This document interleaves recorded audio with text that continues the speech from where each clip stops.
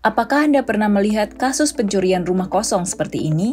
Atau bahkan pernah melihat kasus seperti itu secara langsung di sekitar lingkungan Anda? Kasus-kasus pencurian seperti tadi bisa terjadi karena adanya hal-hal kecil dalam melakukan pengamanan yang mungkin Anda anggap sepele atau bahkan tidak Anda pedulikan. Ternyata dapat menjadi kesempatan emas bagi pelaku kejahatan untuk beraksi. Di dalam video ini, kami dari Apjasi, Asosiasi Pengguna Jasa Security Indonesia, akan menjelaskan lebih dalam tentang apa itu kesempatan dalam kejahatan dan tips meminimalisirnya. Simak video ini hingga akhir untuk mendapatkan solusi terbaik dalam menjaga keamanan diri ataupun usaha Anda dari kejahatan.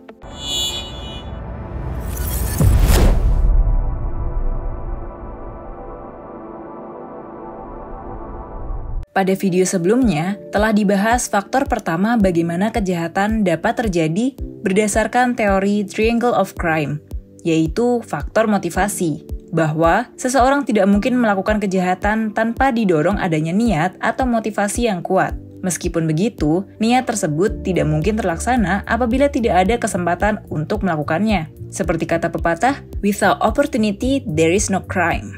Nah, ini dia faktor kedua yang akan kami bahas pada video ini, yaitu faktor kesempatan. Adanya kesempatan atau celah terbuka untuk melakukan kejahatan akan menimbulkan niat atau motivasi para pelaku untuk melancarkan aksinya. Terbukanya kesempatan ini pada dasarnya diakibatkan oleh kelalaian para korban karena kurang sadar akan pentingnya menjaga keamanan diri ataupun aset yang mereka miliki. Selain itu, kesempatan dapat muncul akibat adanya kelemahan sumber daya keamanan yang ada.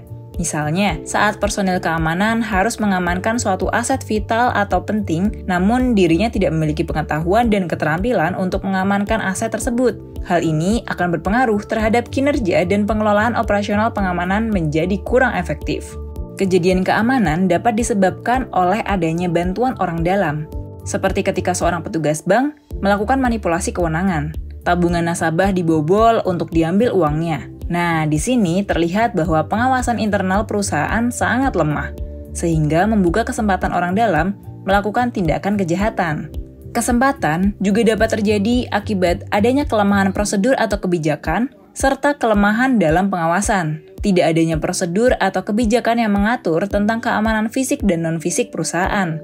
Sebagai contoh, tidak adanya pembatasan akses pada area power supply di pabrik akan mengakibatkan potensi terjadinya sabotase dan gangguan atas pengamanan daya akan semakin tinggi, dan tidak adanya prosedur pengaturan dan klarifikasi data atau informasi yang dianggap rahasia atau tidak di dalam perusahaan akan membuka kesempatan terjadinya pencurian data di perusahaan.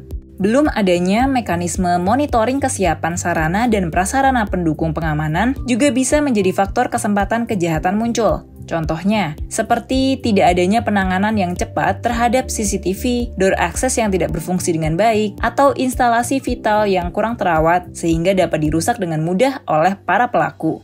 Lalu, bagaimana cara minimalisir kesempatan-kesempatan kejahatan tersebut bisa terjadi?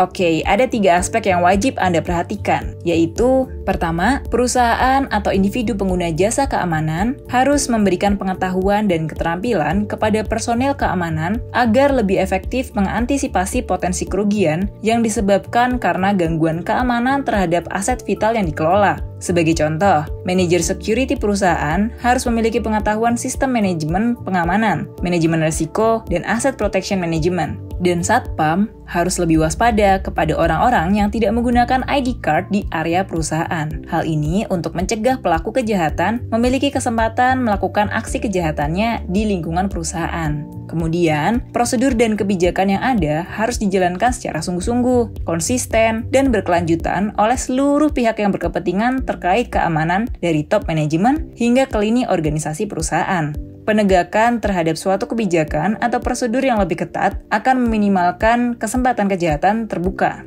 Dan yang terakhir, sarana dan prasarana pendukung keamanan harus dipastikan berfungsi dengan baik. Jangan sampai ada sarana dan prasarana pendukung keamanan yang rusak atau tidak terawat, karena hal tersebut dapat dimanfaatkan oleh pelaku kejahatan untuk melaksanakan niat jahatnya.